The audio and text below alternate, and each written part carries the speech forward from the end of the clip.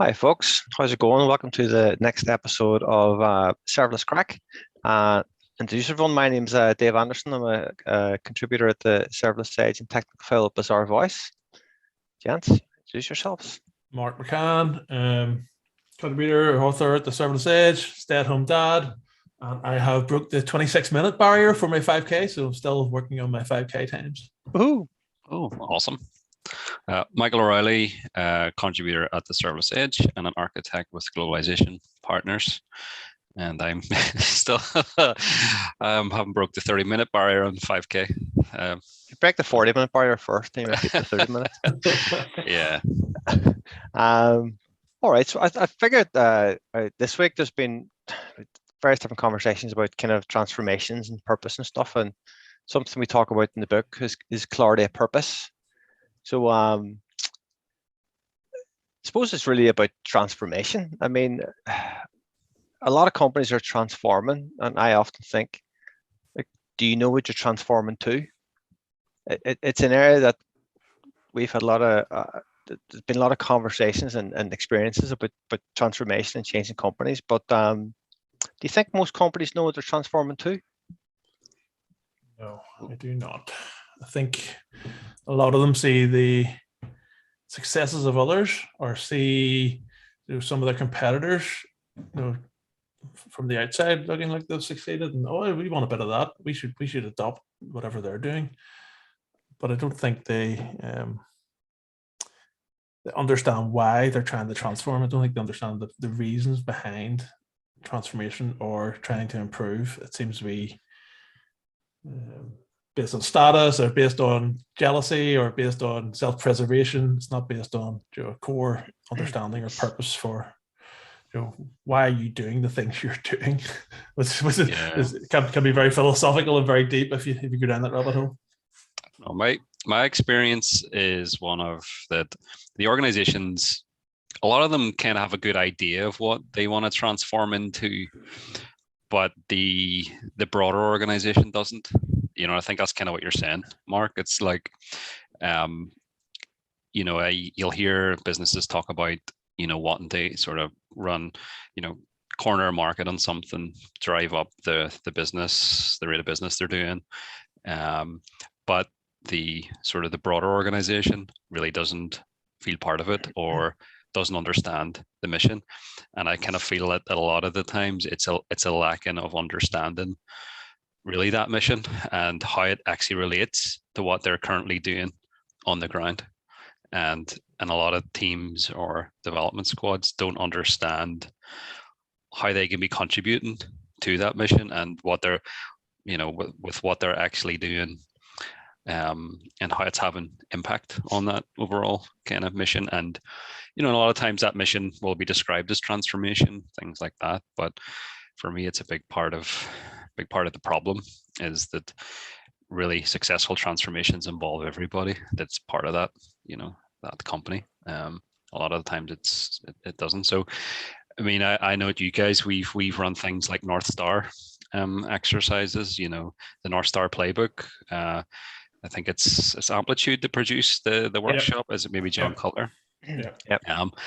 That's a phenomenal practice or tool for getting that level of understanding and understanding where you are in the overall kind of transformation, having that one metric and ten a pack.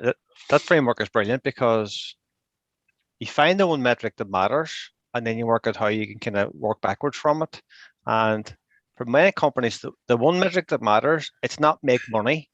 You know what I mean? Every company will have some kind of goal about profitability, but there's just as I'm sitting chatting there, there's a great book by Mariana Mazzucato called The Mission Economy Network. And it's a moonshot guide to changing capitalism. And if you think it's a really capitalist thing to say we're going to make money every quarter, but a company should have a mission, which is above that. And I think one of the things that Amazon are really good at, and granted they're $1 trillion company, is there's this thing called single-threaded leadership. There'll be one person who's in charge of that customer need, and that's what they do. And if you figure out what that customer need is, the mission, then you can use the North Star framework to work backwards from that and figure out all the metrics to get you to that. You can join the dots. Yeah. I don't like we've had great success with North Star in the past, but if you don't know why you're here, it's you've nothing to work backwards from. Yeah, I think a lot of times people are seeing the lag metrics and they're trying to chase the lag metrics. Oh, make more money, increase revenue, or sell more units. They don't think upstream. They don't think about the North Star or the input metrics that actually you can make a difference to. So like a lot of times there's a detachment from the people on the ground doing the work, trying to work as hard as they can with the best intentions, because they don't have that purpose, because they don't have that alignment to whatever the actual real purpose is, or the real North Star. Yeah. Their efforts are in vain, because they're not actually influencing any of the input metrics that could actually truly affect the real North Star or the real purpose of the org. Yeah. Yeah. And then Sorry, Dave.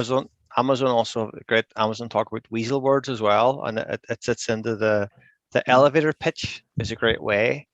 They like almost test that kind of purpose. Do you remember, was it in Silicon Valley that every company doing their pitch would come and say, we're going to do this because we're going to change the world. There's all these weasel words. We're going to be the best. We're going to change the world. It's like, no, that you didn't say anything. That's just an empty statement.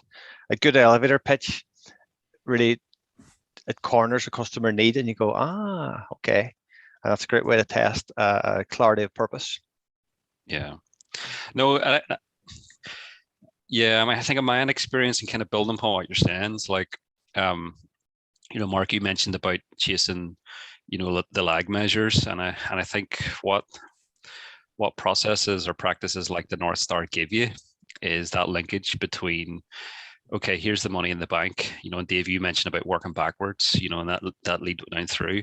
But a big part of that is being able to instrument your transformation through those metrics. Obviously here's the metrics that are important to the organization from a financial perspective, but what are the lead measures that we can do to kind of have a proper influence over those lag measures? So is there things here we could be doing more effectively? How do you instrument your transformation, and how do you know that those lead measures are having an impact on the overall kind of money in the bank, or whatever your core outcome wants to, what you want that to be? And and obviously the North Star metric is centered around one North Star metric that you can say, right, well, if we move the needle on this North Star metric, it should result in successful outcomes. And then the interesting pieces out on the left of the North Star is the coming up with those lead measures. And I think the other thing I found really powerful about that approach is, as a leader or somebody in an organization that just wants to understand where a squad is at. In the past, if you don't have those metrics and that team doesn't understand how it's playing into the overall big picture, it can become, the management side of that can become really difficult. Yeah. Whereas if you've got those lead measures and you're and the teams know what they're trying to do in relation to the influence of the overall North Star, it becomes very easy to pivot or understand the impact a certain squad is having in terms of the customer value. And it's very odd that you don't see a lot of organizations operate in that way, because it's super efficient, super effective, and you can it gives you a lot of opportunity to correct. I think organizations need to be brave with this stuff about discussing their purpose and their North Star, and they have to be set up to invite some level of challenge to that, because once you make this very visible, once you make all these metrics observable, once you start talking about what's the real North Star and what are the input metrics, and start to align your teams towards these things, and the teams then become engaged with actually trying to make a difference and seeing the benefits of the work, they'll start challenging up and across and down through the organization to say, that doesn't quite make sense. I don't think that input metric is quite right. Can we change that to something better? Or, so there's a whole lot of stuff, and the stuff we'll talk about in the book about some of this stuff, but you need to have that psychologically safe environment set up that invites a level of challenge, so that that purpose can be throughout the org, through the teams, and they can buy into it, and they can see it's very transparent, and they can see that actually the stuff that they're doing does actually make a difference to the overall outcomes for the company. And also that purpose needs to be consistent. That lag metric needs to be consistent over a long time. I enjoy people talking about safe to fail and fail fast and experimentation. You don't experiment in your lag metrics. Experiment on your lead metrics. Yep. If you experiment on your lag metrics, then the company just gets really fed up. They go, well, they don't know where they're going. So you've got to, you lock in the lag metrics, your outcomes, your purpose, and you experiment like hell with the lead metrics, because that's where you're trying to find what's going to get you, what's going to move the needle. There's another thing we talk about in the book as well, is that idea of Wardley mapping. You can actually Wardley map your market to find out which capabilities should be your differentiator, what's your IP, and what do you not need, and what the competition is. So I think that was also something that's super valuable to decide what you're going to just get rid of because it's not a differentiator, and what you're going to hang on to because it's core to your clarity of purpose.